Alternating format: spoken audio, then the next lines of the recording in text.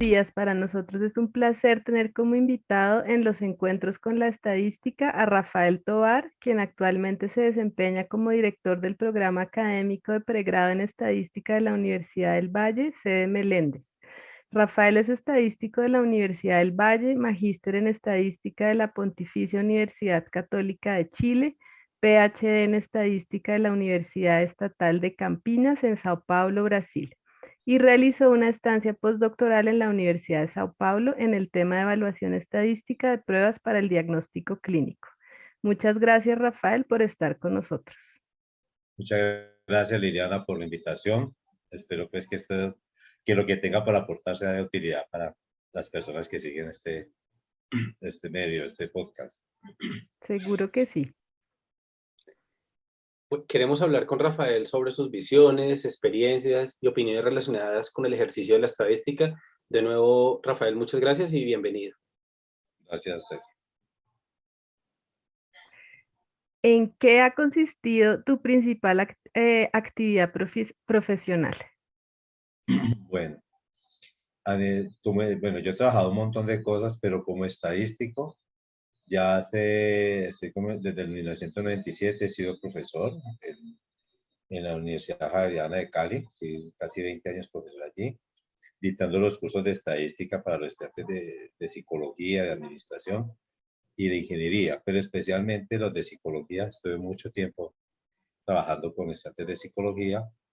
Fue una experiencia muy interesante porque a los estudiantes de psicología no les gusta la estadística, además de que era un curso que se dictaba el segundo semestre, entonces la mayoría eran niñas y decían, pero ¿cómo así? Si yo pues, escogí una carrera porque no quería ver números y aquí me dan 2 cursos de estadística. Entonces para mí fue un reto muy interesante porque era pensar, bueno, ¿cómo hago yo para venderles el cuento de la estadística a ellas y que ellas lo necesitaban? Lo que hice fue empezar a trabajar con las profesoras de psicología, mirar qué lenguaje era el que ellas usaban, qué variables manejaban, qué proyectos trabajaban, y empecé a aprender sobre psicología, sobre todo sobre psicometría, y construcción de instrumentos, manejo de escaladas, de la escala de intervalos, de cómo construir los instrumentos, cómo aplicar, mucha parte de metodología, y eso lo llevaba a los cursos. También logré que los cursos ya no fueran en segundo semestre, sino en cuarto y quinto, en quinto y sexto, porque pienso que los estudiantes de segundo pues estaban muy apenas llegando y no tenían mucha idea de qué era lo que iban a hacer en la carrera. Entonces, generalmente en los cursos de servicio eso genera mucha dificultad, el hecho de no saber exactamente qué es lo que voy a hacer yo como profesional y en qué voy a usar esto que me están dando, estas herramientas estadísticas que me están enseñando. Entonces, a partir de ahí seguí una línea de trabajo en psicometría, medición, básicamente trabajo con variable latente. También fui consultor, bueno, estadístico en un centro de investigación médica. Casi que al mismo tiempo yo trabajaba en la Javeriana y en el centro de investigación. Y todos estos años he trabajado mucho en la parte de bioestadística, en salud, con diferentes áreas de la salud, áreas clínicas, especialmente en investigación en epidemiología, tanto general como clínica. Y en la Universidad de Rosario estuve trabajando 2 años y medio con profesores y personas que trabajan en rehabilitación, fonoaudiología, terapia ocupacional y fisioterapia. Fue una experiencia muy interesante también. Entonces, como que sí, yo me he movido siempre en la parte de desarrollo de metodología estadística para resolver problemas de la vida, pues, de la vida real, digámoslo así, de que tienen los investigadores o las personas interesadas en las diferentes áreas, especialmente en la salud y en psicología.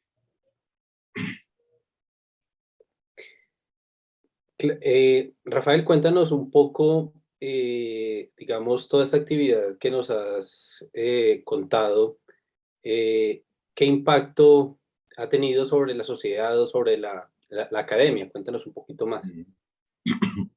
Bueno, yo no sé, ahí es un poco difícil uno poder medir el impacto como tal, entonces puede sonar un poco arrogante decir pues que ha tenido mucho o poco impacto, no sabría bien.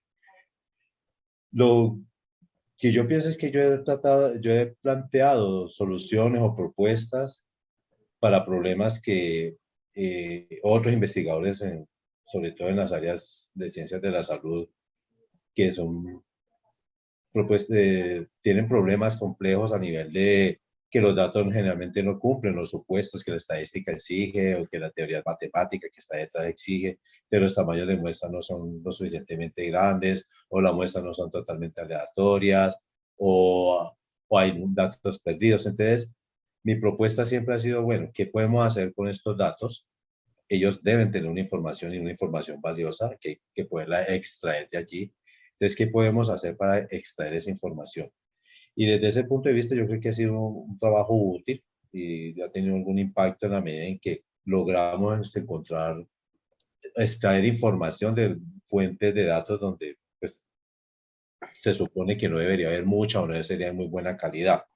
Entonces ya utilizando como todo el andamiaje estadístico, pues miramos cómo hacer o qué hacer para poder que las preguntas que ellos tienen tengan respuesta y bueno, que eso genere un conocimiento útil para la comunidad científica, no solo de la estadística, porque pues nosotros, muchas de las metodologías yo las he logrado publicar en revistas de metodología estadística, sino a nivel de las otras áreas de, de conocimiento. Entonces, los médicos, los profesionales de la salud se benefician bastante de esto con el conocimiento que se genera a partir de los resultados que nosotros podemos tener.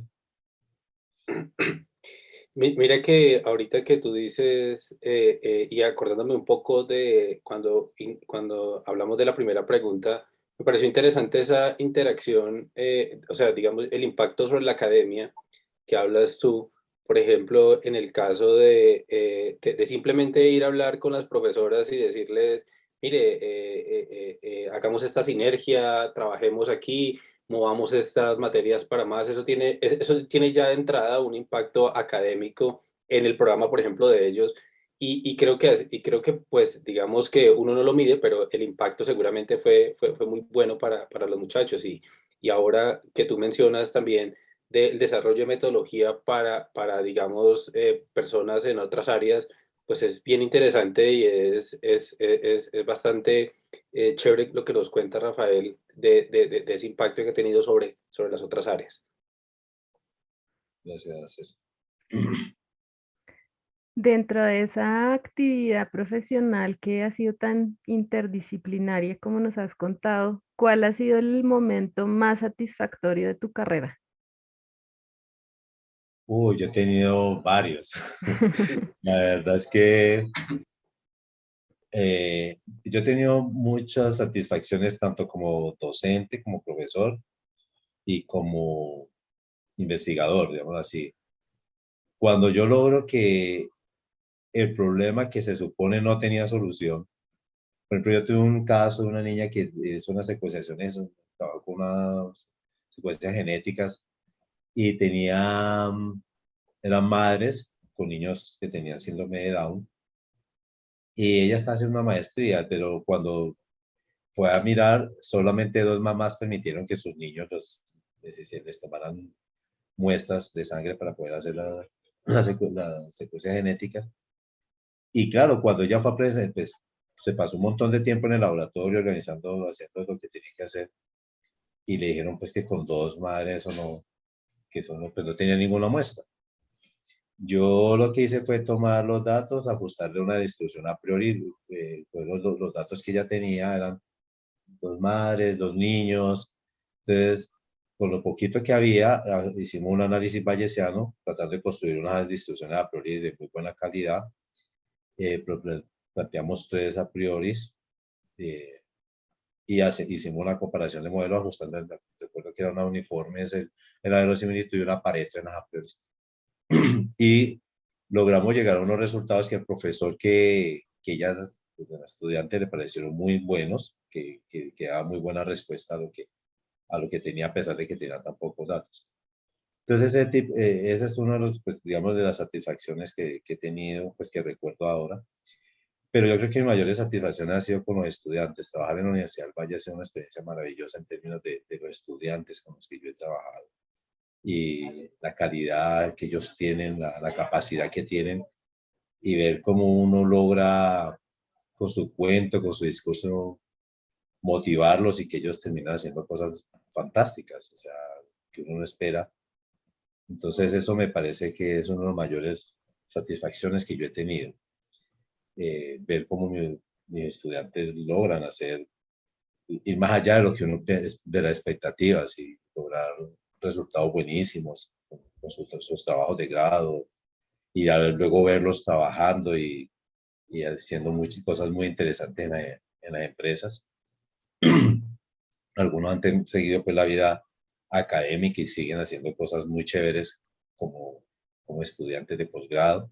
Entonces esa parte es la que creo que a mí me satisface muchísimo, sí, más que...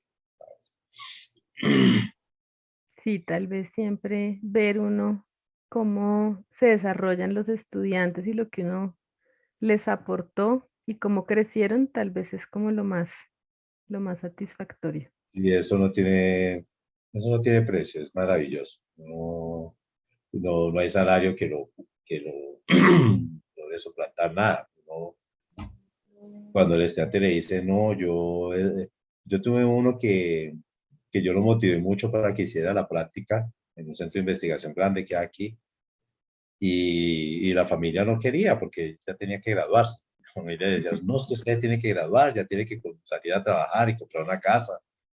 Y yo le no les pare bolas, vaya haga la práctica, vaya haga la práctica. Y allá está trabajando, ha viajado a varios países, ya habla inglés, entonces es muy chévere. Y ahí lo tengo, está haciendo la maestría en salud, de epidemiología. Entonces ese tipo de ver como ese crecimiento que ellos tienen y cómo eso impacta a la familia de ellos también, porque son muchachos de escasos recursos la mayoría. Entonces, como ese impacto que positivo en ellos también se refleja en las personas que están con ellos, es muy, muy gratificante, la verdad. Eso es lo mejor que uno puede tener como profesor. Y es. Bien. Cuéntenos ahora, por otro lado, Rafael, eh, en términos de la vida, de tu vida profesional, ¿qué momento ha sido como el más difícil? Más difícil. Eh, bueno, yo creo que cuando recién salí, estaba regresando, yo ni siquiera me había graduado y empecé a trabajar en el centro de investigación. Me dediqué a un centro de investigación bastante importante, pues todavía sigue siendo un centro de investigación reconocido aquí en Cali. Y pues uno en la universidad lo forman pues le enseñan estadística y le enseñan los teoremas, las demostraciones y toda la teoría y estas cosas. Pero cuando uno llega y se enfrenta a la realidad, no era, yo era el único estadístico, entonces era el problema del epidemiólogo, del médico, del bacteriólogo, del entomólogo, del químico molecular, era una cosa que yo tenía mucha angustia porque yo había situaciones, había problemas que me presentaban y que yo no tenía la más remota idea de qué podía yo hacer con eso, o cómo lo podía resolver, o qué propuesta podía hacer. A mí lo único que me ocurría, además de leer mucho, es ponerme a estudiar, era venir corriendo a la universidad y preguntarle a mis profesores, venga, tengo esto, yo, ¿qué hago? ¿Cómo lo puedo abordar? Y eso se agravaba de alguna forma en la medida en que había mucha expectativa con el trabajo mío. Entonces todo el mundo necesitaba que le hiciera las cosas ya, que me entregara ya. Entonces eso me generaba mucha tensión, pero también fue muy interesante porque llegó un punto en que yo dije, yo tengo que seguir estudiando. Yo no puedo, yo estoy seguro, yo encontraba soluciones. Por ejemplo, tuve un problema ya nunca me olvida, una médica patóloga medía cantidades de eosinófilos en pedazos en biopsias de piel. Y era un número de eosinófilos en el área de la biopsia, pero las biopsias no eran redondas y qué tal.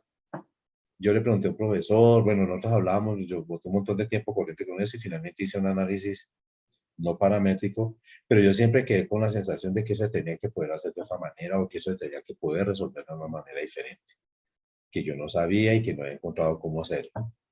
Igual, pues finalmente el artículo se publicó y todo, el artículo de la señora, pero luego yo ya, cuando ya me fui a estudiar eso, pues yo me di cuenta que lo había podido trabajar con un modelo Poisson y había podido hacerlo de otra forma más, que de pronto me ha dado una información diferente. Entonces, eso yo creo que fue la parte más compleja. Y hubo una situación también muy fuerte cuando ya más a nivel de docencia, cuando empecé a trabajar con la estudiantes de psicología, ¿verdad? Eso era muy trauma, la verdad llegó a ser traumático en un momento porque las evaluaciones que ellas me hacían eran terribles, Dios mío bendito, yo era pero el ogro, pero el monstruo pues de los magones y el día que tenían clase las niñas decían que ya no podían dormir, que pasaban la noche en vela, del estrés que les generaba la clase de estadística, entonces para mí eso era, al comienzo fue duro escuchar eso, que yo lo hacía con todo el gusto, pues me gustaba dar las clases. Pero ahí también fue una muy buena oportunidad para aprender, hablar con las profesoras y ver, bueno, qué hay que hacer, cómo resolvemos esto, cómo hacemos para llegarles a ellas. Y pues se me abrió un camino a mí de trabajo porque todavía sigo trabajando en eso de psicometría y construcción de instrumentos, variables latentes y eso. Entonces, yo creo que al principio se vieron como dificultades, pero la verdad fueron oportunidades bastante interesantes para mi vida profesional. Bueno, y ahora queremos saber de pronto qué persona que hayas conocido o de pronto no conocido personalmente te influyó más en tu vida profesional, te inspiró. Definitivamente Jorge Alberto Ascar, mi director de trabajo de grado de doctorado. Uno siempre tiene gente que lo influencia, ¿no? En el pregrado y eso. Pero no, yo cuando empecé a hacer mi trabajo doctoral con el profesor Jorge, ver la forma como él trabajaba, ver la forma como él hace las cosas, a mí eso me pareció fantástico y me encantó. Y yo decidí que yo quería aprender a hacer las cosas así también, que a mí me parecía que la forma como él lo hace, yo me identificaba muy bien con eso. Y todavía sigo trabajando con el profe. O sea, para este año tenemos previsto que él venga a Cali una semana, acá visita, y yo terminé mi doctorado en el 2011. Entonces, la relación continúa vigente, seguimos trabajando. Él ya orientó a otras personas que yo, pues, he dicho para que vayan a estudiar allá. Y ha sido una relación profesional muy buena y de mucho aprendizaje para mí. Trabajar con el profesor Jorge. Ok. Bueno, profe, cuéntenos, ¿cuál cree usted que es la clave del éxito para ser un buen estadístico? Yo le digo a los estudiantes en clase que uno tiene que ser muy metódico y organizado, porque nosotros los estadísticos trabajamos con un montón de gente. Y hoy estamos en un tema y mañana podemos estar en otro. Entonces, yo lo digo más por la experiencia mía en CIDEIN, en el centro donde empecé a trabajar, que trabajaba con ese montón de gente. Entonces, yo tenía que tener una bitácora, ir escribiendo con fecha, con hora, con qué me reunía, qué tareas quedaban, no sé qué, tener un archivo para cada proyecto, que eran muchos proyectos. Y yo creo que si uno no tiene esa organización, esa disciplina y ese método, es muy difícil. Es muy difícil que llegar a ser productivo en términos de la productividad que exige el mundo académico actual. Que uno tiene que escribir, tiene que orientar estudiantes, tiene que hacer extensión, tiene que hacer administración, no tiene que hacer de todo. Esas multitareas le exigen a uno ser muy organizado con el tiempo, con los recursos, optimizar al máximo los recursos y siempre estar estudiando. Yo creo que si uno, para mí la estadística es una pasión, es un gusto, esto me encanta, el trabajo mío me gusta mucho. Entonces yo no lo veo tanto como un trabajo, una actividad que yo hago para ganar dinero o para vivir, sino como algo que realmente me gusta hacer y que disfruto mucho. Entonces me da mucho, siento mucho placer haciéndolo. Y eso mismo hace que yo me organice, que tenga una dinámica de trabajo en la que yo me pongo horario, me pongo metas y hago listas de tareas y voy chuleando. Y eso a mí me ha funcionado bien. Bueno, yo creo que esos consejos son para cualquier profesión. Sí. Ahora quisiéramos saber si de pronto tienes un mensaje o un consejo que le quisieras dejar a estudiantes que están apenas iniciando con la estadística o personas que de pronto estén considerando en estudiar estadística? Pues yo les diría lo que le digo a los estudiantes aquí cuando entran al primer semestre y me toca darle la inducción. Hay que concentrarse en esto y disfrutarlo. Y no verlo como, no concentrarse tanto en la, es mi opinión, pues yo siempre pienso eso, no concentrarse tanto en la operación, sino en la lógica, en el por qué hay que hacer esa operación. La estadística es un mundo maravilloso y súper dinámico. Entonces hay muchas áreas en las que uno puede trabajar, muchos temas dentro de la misma estadística que uno puede trabajar, que uno puede desarrollar. Y yo le digo a los estudiantes, hay que estar muy alerta, estar siempre captando lo mejor, de lo positivo de lo que te ofrecen la universidad y que te ofrecen el entorno, los profesores con los que estás, e identificar qué es lo que realmente te gusta, cuál es el tema de la estadística, qué es lo que te apasiona, la inferencia, el muestreo, las series. Bueno, entonces estaba diciendo, sí, es tratar de entender un poco más allá que la estadística no es solo hacer operaciones o no es solo trabajar con software, que nosotros los estadísticos somos personas que pensamos, creamos, proponemos, y eso hace maravillosa esta carrera. Es fantástica porque aquí todos los problemas, todos los días puede salir un problema diferente en el que uno tiene que sentarse a pensar, a entender, a mirar y hacer propuestas. Y ser muy creativo sin ponerse a inventar, ¿no? Sino respetando pues la teoría y todos los soportes que nosotros vemos desde la matemática y la probabilidad y la misma estadística, pero eso hace que esta carrera sea muy, muy interesante. Las propuestas que podemos hacer, la, el hecho de que sea tan dinámico y que todos los días el problema puede ser diferente, que pueden ser los mismos datos, pero uno los puede ver de otra manera. Eso hace muy interesante esta carrera. Entonces yo le digo a los muchachos del primer semestre, concéntrense en lo que estamos haciendo y traten desde el comienzo de entender para dónde va. Ahora, si usted no está totalmente seguro, debe ser unos 2 o 3 meses. Y si ya vio que no es, no insista, porque ¿para qué? No es bueno hacer una carrera que uno realmente no le gusta, que uno realmente no siente el gusto, la pasión por hacer eso. Eso no es bueno estar allí. Pero cuando uno ya le encuentra se da cuenta lo chévere que es, pues uno se quiere quedar y hacer cosas, pues tiene la oportunidad. Es un mundo muy amplio para hacer muchas cosas que uno quiera o que uno pueda proponer. O sea, yo noto un poco, profe, que, por ejemplo, ahorita bueno, con dos cosas me voy a quedar con lo que tú dijiste. Una cosa importante es el tema conceptual. Creo que resalto un poco lo que dijiste, esto bastante más bien lo que dijiste. Creo que a los estudiantes hay que enseñarles mucho la parte conceptual y pues que aprendan a pensar y basados en los conceptos aprendan a pensar muy bien acerca de las cosas más allá de, pues que es importante manejar un software, pero más allá de eso, creo que los estudiantes y los futuros profesionales tienen la capacidad de hacer eso y creo que es un plus que tiene esta carrera ante otros profesionales que están llegando hoy en día.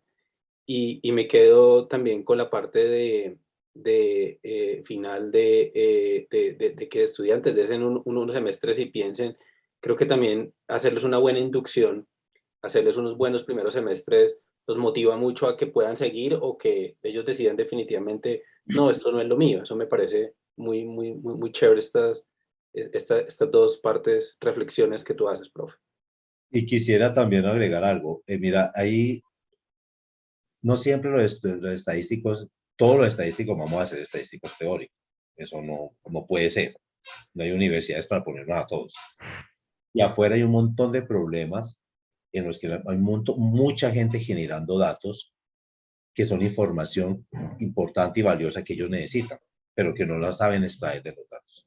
Entonces yo le digo mucho a los estudiantes, cuando el gran porcentaje del trabajo va a ser ese, de que uno sale y se encuentra con el ingeniero, con el psicólogo, con el biólogo, con el médico, con un montón de gente que está tratando de ver cómo resuelve un problema para el que tuvo que hacer mediciones y no sabe qué hacer con las mediciones. Entonces, allí esa parte es muy importante, la interacción mía como estadístico con ese otro profesional. Cómo me comunico, ¿Cómo entro allí? A ver, desde mi conocimiento, a aportar para poder resolver el problema que ellos tienen. Y pienso ahí que uno como estadístico le toca sumergirse en el problema del otro, meterse allá, entender, no volverse el súper experto en cáncer de tiroides, por ejemplo, que es un tema en el que yo trabajo, pero sí saber qué es lo que se mide, cómo se mide, por qué se mide. Es muy importante que el estadístico haga trabajo de campo, por ejemplo, que si están recogiendo datos, vaya y mire cómo es que se hace, qué es lo que se hace, de dónde surge el dato, de dónde viene el dato. Y ahí cuando ellos logran tener la claridad de qué es el dato y que no es un número sino un dato, ya es bastante ganancia y eso hace que uno logre desde su conocimiento hacer aportes. Y hacer aportes muy importantes porque generalmente las otras áreas de conocimiento de los profesionales de alguna forma desconocen mucho lo que nosotros hacemos, ahora menos que cuando yo empecé, pero entonces ellos siempre piensan que uno llega y aprende el computador, une una tecla y la cosa, algo sale. Pero en la medida en que nosotros empezamos a mostrar que no es eso, sino que hay un proceso intermedio allí en el que tenemos que entender, aprender, conocer y podernos comunicar bien, esa parte es la que realmente vuelve muy valiosa nuestra participación, porque ellos de nada les sirve tener un montón de datos y no tienen los resultados.